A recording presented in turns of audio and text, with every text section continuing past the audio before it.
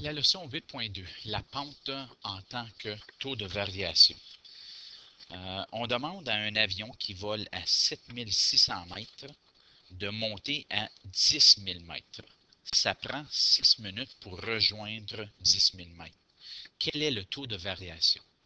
Bien, le taux de variation, si vous vous souvenez ou si vous regardez dans la classe le tableau de différentes façons de nommer la pente, le taux de variation, c'est la pente. C'est le déplacement vertical sur le déplacement horizontal. Alors, la solution, il s'agit de trouver deux coordonnées pour les altitudes données. Donc, à 0 minute, l'avion est à 7600 mètres. Alors, si j'avais un plan cartésien ou le cadran 1 du plan cartésien, à 0 minute, ça c'est le temps et ça c'est l'altitude.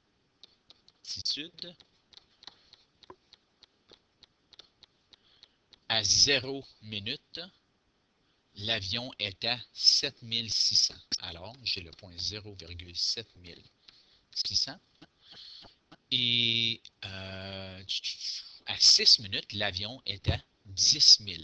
Alors, à 6 minutes, qui serait, disons, ici, l'avion est ici. Alors, 6, 10 000. Alors, vous voyez qu'on est capable de trouver deux points sur cette droite, tout simplement en regardant la phrase. Alors, on voit que ceci est la pente. On pourrait juste compter déplacement vertical est de 7600 à 10 000 et déplacement horizontal, on voit que c'est 6. Okay? Mais on va utiliser l'équation de la pente. M est égal à Y2 moins Y1 sur X2 moins X1. Alors, Y2 moins Y1, 10 000 moins 7600, et X2 moins X1. Alors, ça me donne 2400 divisé par 6. La pente est 400, ou le taux de variation, c'est ici, alors je ne suis pas obligé de l'écrire, le taux de variation moyen de l'altitude est de 400 mètres par minute. Le taux de variation, c'est la pente trouvée entre les deux points. Alors, ceci me dit que l'avion est en train de grimper de 400 mètres par minute. Exemple 2, un saut en parachute. Le graphique suivant montre la relation entre la hauteur d'un parachutiste en mètres et le temps de sa descente en secondes. Alors, on veut déterminer le taux de variation moyen de la hauteur. Alors, j'ai représenté graphiquement le temps sur l'axe X et la hauteur sur l'axe Y.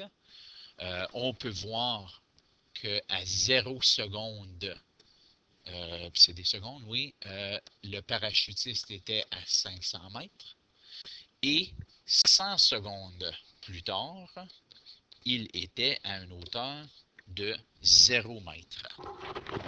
Alors, on va utiliser deux points, puis moi j'ai décidé d'utiliser les deux points qui croisent soit l'abscisse ou l'origine, l'abscisse ou l'ordonnée. Alors mes deux points sont 0,500 et 100,0. Alors, avec l'équation y2 moins y1, ce serait m est égal à 0 moins 500 sur 100 moins 0. Alors, m est égal à moins 500 sur 100. M est égal à moins 5 ou négatif 5.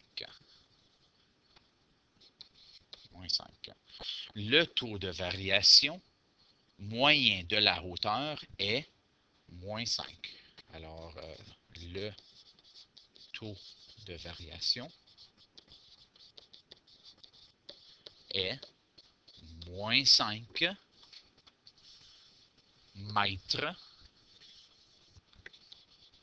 par seconde.